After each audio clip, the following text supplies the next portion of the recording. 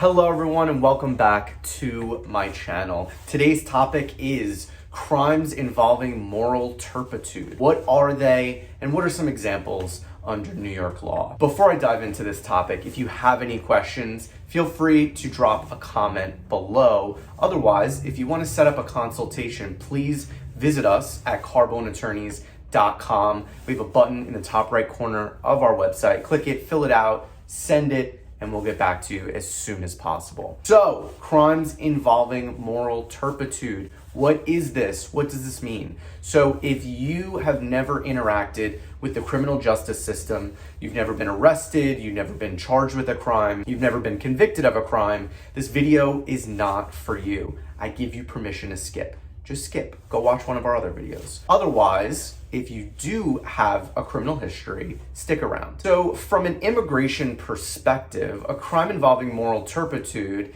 is any crime or offense that is considered to be depraved or an immoral act. So what does that mean? We're not talking about jaywalking. We're not talking about minor offenses, speeding tickets, nothing of that nature. These are crimes or offenses that rise to a level that offends social norms, is in contrast with the way you should behave in society. Now, there's no specific definition of a crime involving moral turpitude, but through case law and other laws that have been passed, there is like a collective definition, or at least an idea of what this offense looks like. So where does this present itself? When should you care about crimes involving moral turpitude? Obviously, if you have a criminal history, you should always care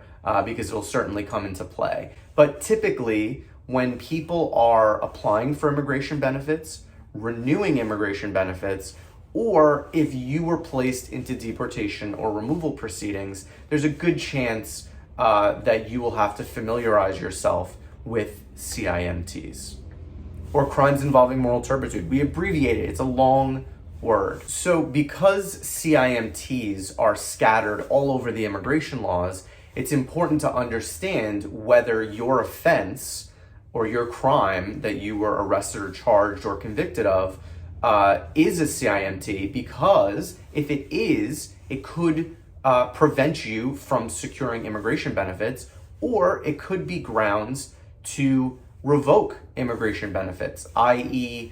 place you in deportation proceedings and remove you from the United States. So understanding whether an offense is or is not a CIMT is crucial when it comes to individuals with a criminal history. If you do have an offense and it is a CIMT, you're looking at potentially extremely negative consequences. If you have an offense, let's say you were charged with something, but it doesn't fall under a CIMT, then you're in the clear. You're likely safe, and you shouldn't really have much to worry about, assuming there aren't other issues with your application. So what are some examples under New York law? Certainly, there's some obvious ones. Let's rattle off the obvious ones, okay? We're talking murder, robbery, burglary, aggravated assault, rape, arson. These are all, extreme offenses committed against another person or property. These are vile, these are depraved, these are crimes that I think collectively we can all agree are crimes involving moral turpitude. Now, sometimes there are offenses that don't immediately scream CIMT. For example, DUI, driving under the influence. Is it not? Well, it'll depend.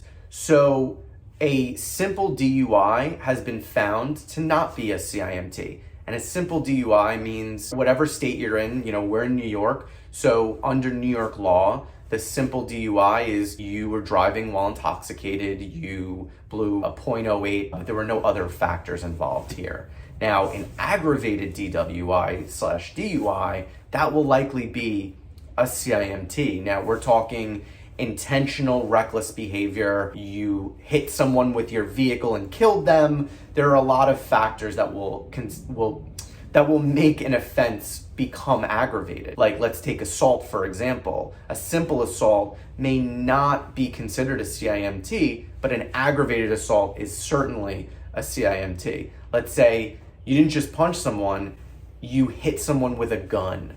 That will add an aggravated factor to an offense, and now we're looking at a CIMT. When it comes to these offenses, sometimes it's easy, it's bright line. Aggravated assault, murder, these are obvious. There's not really much analysis, thought, research involved here. It's those lesser offenses or these other offenses that don't neatly fit under one of these bigger offenses, and that will require research and analysis, looking at other cases decided that have said this state it's not, in this state it is, and that, will typically be left up to an immigration attorney to decide to do that research and come to a conclusion. That is it. Those are CIMTs, crimes involving moral turpitude. I hope you enjoyed this video. If you like it and you want to see more, please like, subscribe, and I'll keep making them.